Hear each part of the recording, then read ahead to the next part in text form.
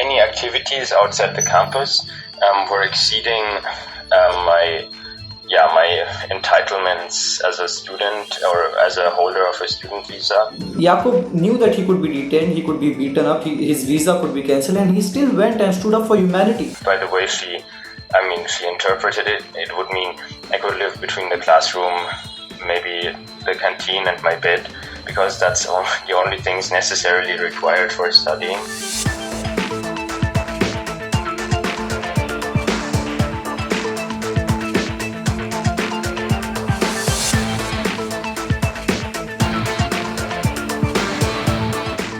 On Saturday I received, technically I received an email that stated that I should show up at the immigration office, but on Saturday I was playing a sports tournament with a team of IIT Madras in Bangalore, so the network coverage in the outskirts was really poor and I did not actually see the email.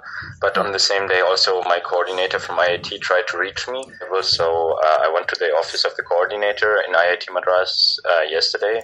Okay. In the morning, and she told me that I should go to the immigration office as soon as possible, or what was apparently the initial problem. So if you stay for a longer time in India, you need a resident permit, some sort of registration, which needs to be renewed at a point. Okay. And so apparently that was about to expire, so they were calling me because I had not been renewing it. Okay, as in it is not expired yet. Actually, your resident permit has not expired yet. No, it is still valid until New Year. But also the problem was that the notification about the whole process was never conveyed. Actually, even during that, she was questioning me a lot about my political attitude and all, and what I did in my leisure time. Like, she was also asking me about issues like freedom of speech and immigration politics. And so she asked me a lot of general questions, and at some point we touched upon the protests as an example for the conflicts of freedom of speech. And at some point she was criticizing me for taking in my opinion, such a liberal stand on freedom of speech. And she said that people who were not informed should not have a say, or at least in that sense. I don't recall her words.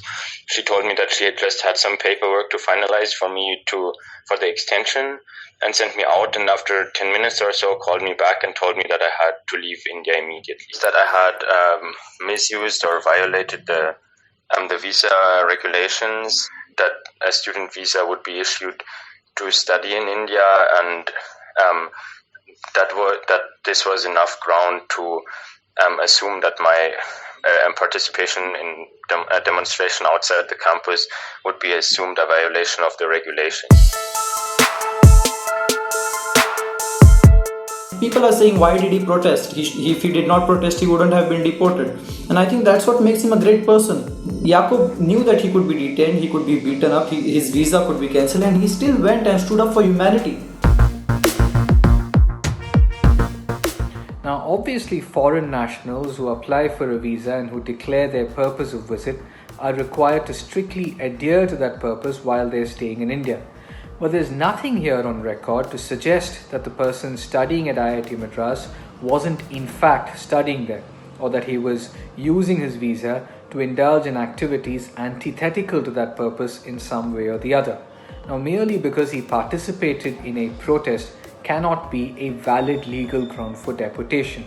You cannot expect a person staying in India on a validly issued visa to not indulge in any civic activity. This decision, therefore, in my view, is disappointing not only from a legal standpoint but also from a moral and ethical standpoint. Actually, I will probably not come back as of now. I mean, it does not diminish my positive feelings towards India in general, because I made wonderful friends here, and also academics-wise, the stay in IIT Madras was very fruitful. But of course, I'm actually disappointed with politics and the political system, because I had been expecting more freedom and a more liberal spirit, especially among government people. But apparently that's not there.